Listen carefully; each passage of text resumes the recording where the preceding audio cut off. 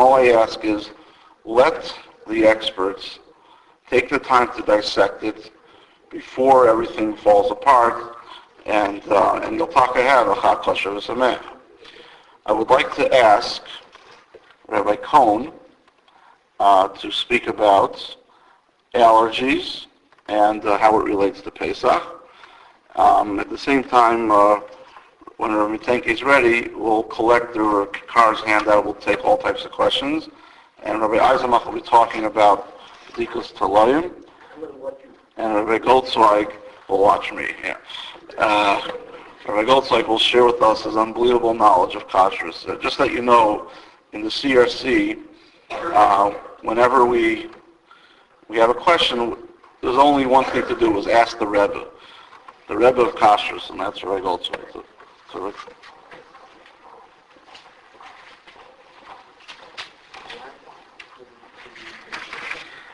good morning, everybody. I'm going to be speaking about a number of different allergies and how they relate to Pesach. For me, this is somewhat personal. Over the past year or so, I have learned, in fact, two people, you'll hear as we go through it, two people in the family who have serious allergies. So even if none of you have allergies, for me, this is interesting.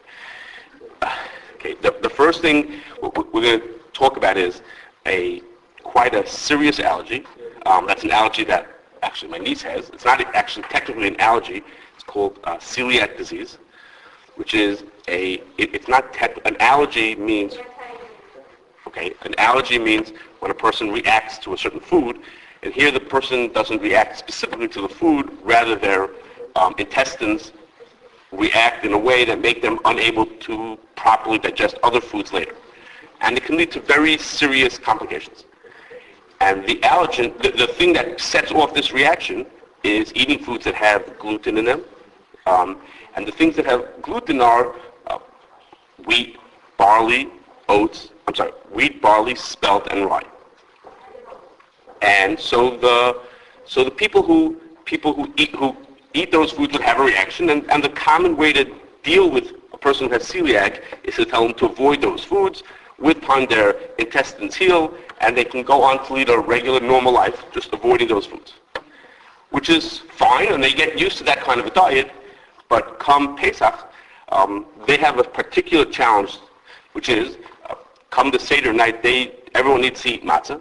Those people are not able to eat the matzah that I'm eating. They can't pick up a bite of matzah. They can eat it, and they may have temporary discomfort, but long term they're really hurting themselves in what could be very serious.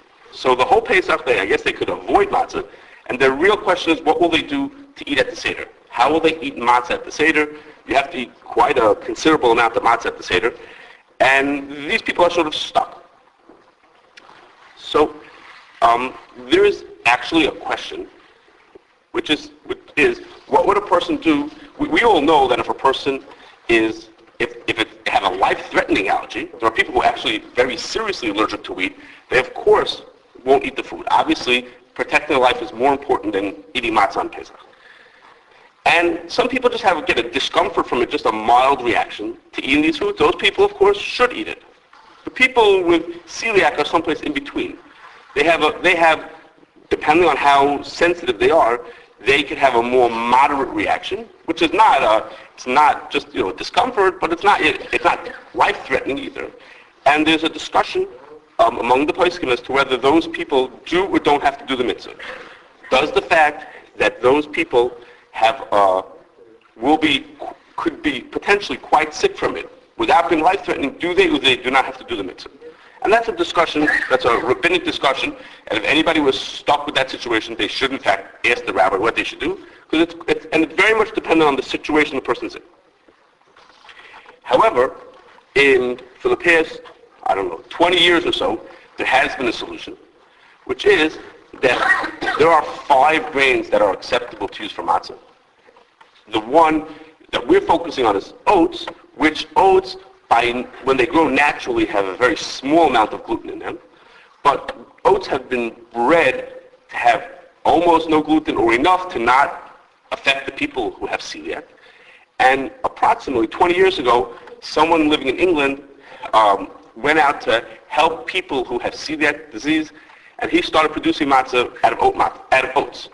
He bred oats in a way that they have no gluten or not enough to cause a reaction, and he started producing those matzahs. Okay, it is a business. I mean, it is a commercial enterprise, but it's not a money-making commercial enterprise. This person is doing it l'shem shemaim. He's trying to help people who otherwise can't eat matzah.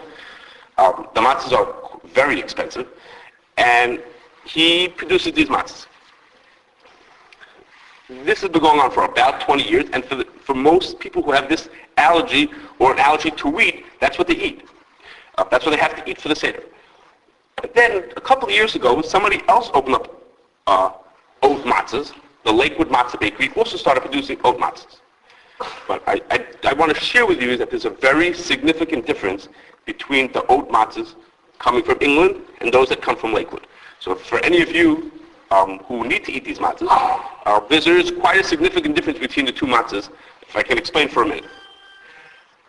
The oats are different than other grains, in that most grains, in my house we have barley that we use for making cholent, and you take the barley grains and you put them in your pantry and they can sit there for 20 years. They don't get ruined, they don't get spoiled, they'll just sit there forever and nothing happens to them.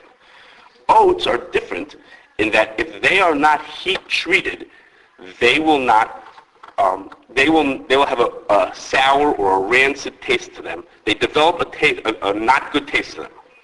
So oats are traditionally heat treated before they're sent to your house. That's a standard in the industry to treat them either with moist heat or with dry heat. Now, of course, for Pesach, people who make matzahs are treating them with dry heat. They don't want to mix water into it to make it chametz. Good. They use dry heat. However, once they're treated with this dry heat, those oats can never become chametz. Even if you would mix them with water, those oats would not become chametz. And one of the criteria for making matzah for the Seder is it needs to be a grain that can become chametz. The reason why we can't make matzahs out of potatoes is because potatoes don't become chametz. You have to have a grain that can become chametz. Oats, once they're heat treated, cannot become chametz. Okay, so now there's a machlokes, there's a disagreement. Oats by themselves can become chametz, but oats that are heat treated cannot become chametz. So are you allowed to use heat treated oats for making your matzahs, or are not allowed to? On the one hand, they are oats. Oats can become chametz. Since they can become chametz, they can be used for making matzah. On the other hand, the heat-treated oats cannot become chametz. So maybe you should say these oats that are in front of me cannot be used for matzah. It's quite a debate as to whether they are or not suitable for the mitzvah. And the decision was for people who have no choice. They'll have no other way to do the mitzvah. So what should we do? They have no choice. There are those who hold that it's okay, so that's what they use. And they use the matzahs made with these heat-treated oats. And that's how it's been for many years. It's sort of like, it's better than nothing. That's the best choice that they have. However, when the Lakewood Matzah Bakery started making oat matzahs, they found a way to make the matzahs without treating the oats and without ruining the taste. They make matzahs, I've never tasted them, I can't afford to taste them, but they make matzahs that don't have the bad taste in them without having to heat treat them. So the matzahs that are made by the people, the Lakewood oat matzahs, not only are they approximately half the price of the English ones, but they also are not heat treated before they are turned into matzah, and they are unquestionably acceptable for the use of the mitzvah. Whereas the ones from England are more questionable whether they can be used. And being as we live in a capitalistic society, we should be proud to know that due to the competition, the English are working on how to make theirs without heat treating it also. So maybe next year this won't be again this smooth. But for today, my niece, who needs to eat oat matzah for the Seder, is going to be eating the Lakewood matzahs, because those are more questionably acceptable for the Seder than the English ones. Excuse me? Okay. Moving on to a different allergy. Before I move on to that one, I want to make a point. A person who's a celiac, who cannot eat, or has another allergy to wheat, would tend to look to foods that are non-gebrux. Gebrux means that you mix like matzah meal or something like that into the food. If you buy a non-gebrux food, it's not going to have wheat in it because it won't have matzah in it. It won't have matzah meal in it. That's a reasonable way to do things. It's not perfect because sometimes there is carryover within a factory. But you reasonably look for foods that are non-gebrux. The other allergy, that's my son's allergy, is to eggs and nuts. And he can eat as much matzah as he wants to, but he has a terrible reaction from eating eggs and a little bit from nuts also. And so he has the exact opposite issue than the people with celiac do. He can't eat anything that's non-gebrux. Because things that are non-gebrux by nature are going to have loads of eggs and nuts in them. That's what they have. Okay, he had an awful Pesach the year we didn't know he was so allergic. Okay, and what did he eat? He ate loads of nuts and little baby fingers that are all made out of eggs. That's all he ate. And that stuff is horrible for him. He was a basket case. It was terrible. He has a terrible reaction to it. So the people who are allergic to eggs and nut kind of foods, those people have to really, to a great extent, stay away from processed foods because they react. Lots of those foods have in them eggs and nuts. And just for your interest, there's something called kernel paste, which seems like an innocuous ingredient. That's in fact ground up nuts. That's what that is. So people who are looking for those foods need to be sensitive to that. And of course, at the Seder, traditionally, charoisis is made with nuts, certain kinds of tree nuts, and at the beginning of the Shulchan Aruch, you eat some eggs. So obviously a person who has allergies to those would do without those things. You can make charoisis in plenty of other ways, and you can avoid them. Two, can I say, more minor allergies is that there are people who are allergic to milk and milk products. Those people, of course, in a way it's easy to avoid milk because you can eat foods that are parve. But some of those people, especially when they're young children, get used to eating soy and rice milk substitutes. Excuse me. And it's worth knowing that there's an enzyme that's used in producing soy and rice milks, which is made out of barley. On some packages, it even says it straight out on the ingredient panel. It says barley-based beta-amylase. It'll say something to that effect. But that enzyme called beta-amylase is often made out of barley.